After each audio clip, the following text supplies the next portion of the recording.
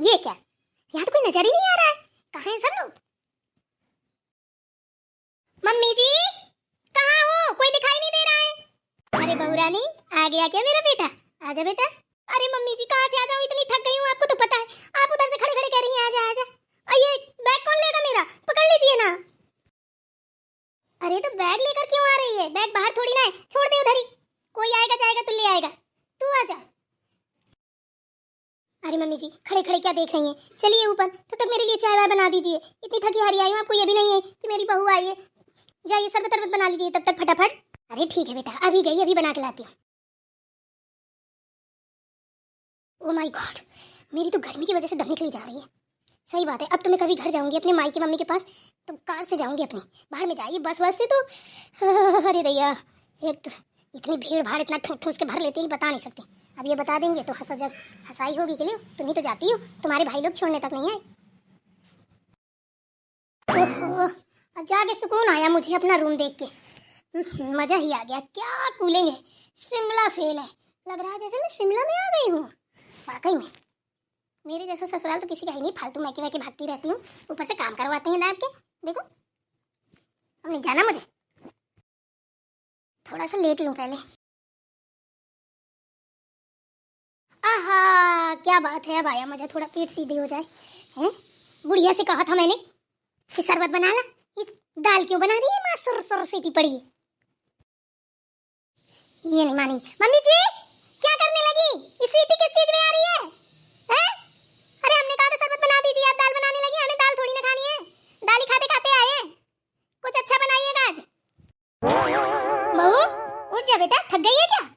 ले थोड़ा सा मीठा खा ले, पानी पी ले। लाइए मम्मी जी, ले बेटा पकड़। अरे मम्मी जी वहीं रख दीजिए, हमारी हिम्मत नहीं है पकड़ने की, बहुत थके हुए, हाथ पैर नहीं फैल रहे हैं अभी तो। पर मम्मी जी एक बात बताओ, हैं? ना सुबह है ना शाम है, ये दोपहर में खाना बन रहा है आपका? सुबह खाना नहीं बनाया था क्या? अब ऐसी सुर सुर किस चीज की हो रही है? दाल बना रही है क्या? अरे ना बेटा दाल बना रही हूँ, क्यों परेशान है? कटहल बना रही हूँ। ओह तब तो मजा आ गया, उतनी देर से मैं तो टेंशन में थी। जितनी आने बीमार नहीं, उतनी सीटी सुन सुन के बीमार हो गई। मैंने सोचा मम्मी जी ने दाल बघार दी। अरे वाह मम्मी जी क्या बात है, आपने तो कमाल कर दिया। छेना कौन लाया था? अरे कौन लाएगा बेटा, कल तेरी ननद आने वाली है छोटी वाली, तो उसी के लिए मंगवाए थे। बड़ा बेटा लेके आया था, अब तू आ गई तो मैंने कहा पहले तू खा ले, तू भी तो बिटिया ही है। ये क्या करने आई है इधर? अब मैं आ गई तब आएगी, पहले नहीं मर रही थी क्या? खा बेटा खा, अभी और भी रखे हैं। वो तो ठीक है मम्मी जी रख देती हैं आप, हम पानी पी के गुजारा कर लेंगे। कल दीदी आएंगी तो क्या खाएंगे, फिर मंगाने पड़ेंगे, पैसे बर्बाद होंगे।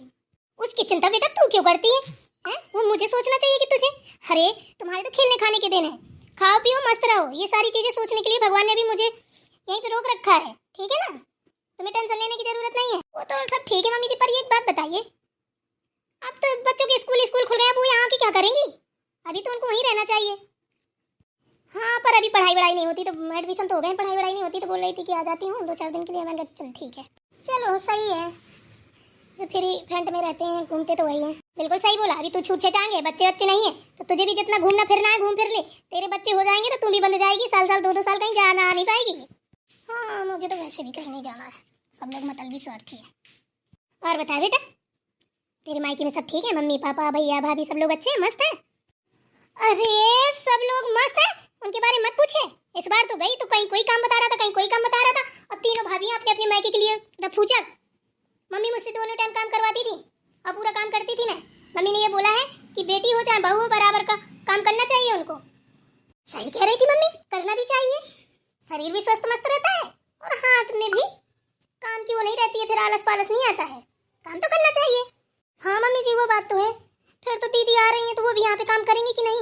बेटा तू तो ऐसे पूछ रही है कि जब दीदी लोग आती हैं तो पूरा काम उन्हीं का तू ही करती है, उल्टे तेरी सेवा करती हैं वो लोग। तो तुझे तो पूछना ही नहीं चाहिए, तू तो उनका कुछ करती भी नहीं है। समझ में नहीं आ रहा, आप मुझे बातें सुना रही हैं, ताने मार रही हैं कि बता रही हैं?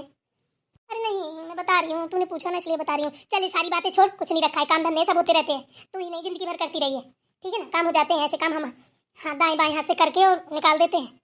चल तू खा, मुँह की प्यासी आई हो, आराम कर ले, थकी हारी आई है, सो ले, 2-4 घंटे अभी टाइम है। ठीक है मैं तो यही चाहती हूँ। ठीक है बेटा मैं जाके देख लूँ कटहल जल ना जाए, उसी में जो चिपक जाए, तू खा और आराम कर। ठीक है, मेरे लिए ना सूखा सूखा कटहल फ्राई कर देना, और हाँ शुद्ध देसी घी की पूड़ी बना देना 4 मेरे लिए बस।